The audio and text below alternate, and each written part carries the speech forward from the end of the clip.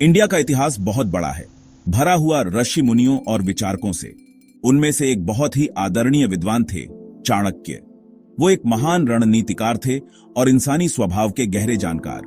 उनकी शिक्षाएं जो चाणक्य नीति में लिखी हैं, आज भी उतनी ही महत्वपूर्ण हैं।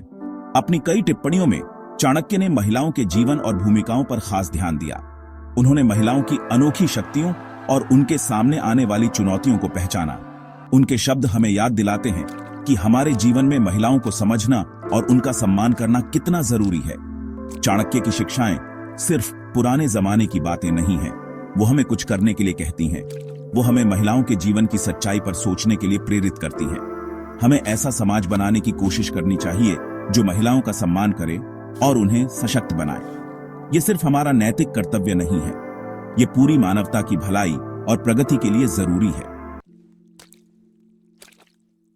महिलाओं को सही मायने में समझने के लिए हमें खुद को उनकी जगह रखकर देखना होगा। हमें उन अनदेखी बोझों और उन चुपचाप लड़ी जाने वाली लड़ाइयों को समझना होगा जो वो सहती है। उनके अनुभव अक्सर पुरुषों से अलग होते हैं। इन अंतरों को न समझ पाना गलतफहमियों और अन्याय का कारण बनता है। महिलाएं एक ऐसी दुनिया में रहती हैं जो अक्सर पुरुषों द्वारा बनाई गई है। उन्हें ऐसी उम्मीदों और सीमाओं का सामना करना पड़ता है जो पुरुषों को शायद कभी अनुभव न हो। छोटी उम्र से ही उन्हें देखभाल करने वाली, पालन पोषण करने वाली और गृहिणी बनना सिखाया जाता है। ये भूमिकाएं जरूरी हैं, फिर भी अक्सर उनकी कद्र नहीं की जाती। इन भूमिकाओं को निभाने के लिए लगने वाली मेहनत और समर्पण को पहचानना बहुत जरूरी है। सदियों से सामाजिक नियमों ने महिलाओं को एक सख्त दायरे में रखा है। ये नियम उनके व्यवहार, चुनाव और अवसरों को तय करते हैं। हालांकि परंपराएं पहचान और निरंतरता का एहसास दिलाती हैं, लेकिन कुछ दम घोंटने वाली और अन्यायपूर्ण भी हो सकती हैं। ये बंदिशें महिलाओं की शिक्षा, आर्थिक स्वतंत्रता और यहां तक कि बुनियादी आजादी तक पहुंच को सीमित करती हैं। तयशुदा शादियां, आने जाने पर पाबंदियां और करियर के सीमित विकल्प बस कुछ उदाहरण हैं। अब समय आ गया है कि इन पुराने नियमों पर सवाल उठाया जाए। हमें एक ऐसा समाज बनाना चाहिए जहां महिलाओं को अपने फैसले खुद लेने की आजादी हो। आज भी महिलाओं को आर्थिक क्षेत्र में कठिन संघर्ष करना पड़ता है। कई उद्योगों में महिलाओं और पुरुषों की तनख्वाह में अंतर अभी भी बना हुआ है। पदोन्नति या नेतृत्व की भूमिकाओं की तलाश में महिलाओं को अक्सर भेदभाव का सामना करना पड़ता है। यह असमानता बिल्कुल भी स्वीकार्य नहीं है। महिलाओं में पुरुषों के समान ही क्षमता, बुद्धिमत्ता और उत्साह होता है। उन्हें समान अवसरों से वंचित करना न केवल उन्हें नुकसान पहुंचाता है, बल्कि समाज को उनके बहुमूल्य योगदान से भी वंचित करता है। हमें एक ऐसा समान अवसरों वाला माहौल बनाना चाहिए जहां सफलता लिंग के आधार पर नहीं, बल्कि योग्यता के आधार पर तय हो। भाग 5, चाणक्य की दृष्टि, नारी शक्ति को पहचानना। चाणक्य उस समय में रहने के बावजूद जब महिलाओं की भूमिकाएं ज्यादातर घरेलू क्षेत्र तक ही सीमित थीं, उन्होंने उनकी अंतर्निहित शक्ति और ज्ञान को पहचाना। उन्होंने कहा, एक बुद्धिमान व्यक्ति को ऐसी महिला से शादी करनी चाहिए जो जन्म, सुंदरता और बुद्धिमत्ता में उसके बराबर हो। वो समझते थे कि एक महिला की ताकत सिर्फ उसकी शारीरिक क्षमताओं में ही नहीं, बल्कि उसकी बुद्धि, दृढ़ता और भावनात्मक समझ में भी होती है। एक संतुलित और सामंजस्यपूर्ण समाज के लिए ये गुण बहुत जरूरी हैं। भाग 6, सम्मान और आदर, एक न्यायपूर्ण समाज के स्तंभ।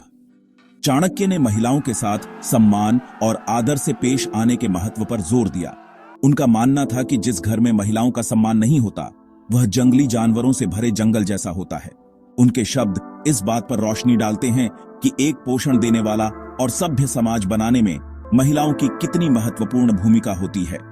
महिलाओं का सम्मान करना कोई विकल्प नहीं है, यह बुनियादी है। यह एक न्यायपूर्ण और दयालु समाज की नींव बनाता है। जब हम महिलाओं के साथ सम्मान से पेश आते हैं, तो हम न केवल उनके जीवन को, बल्कि अपने जीवन को भी ऊंचा उठाते हैं।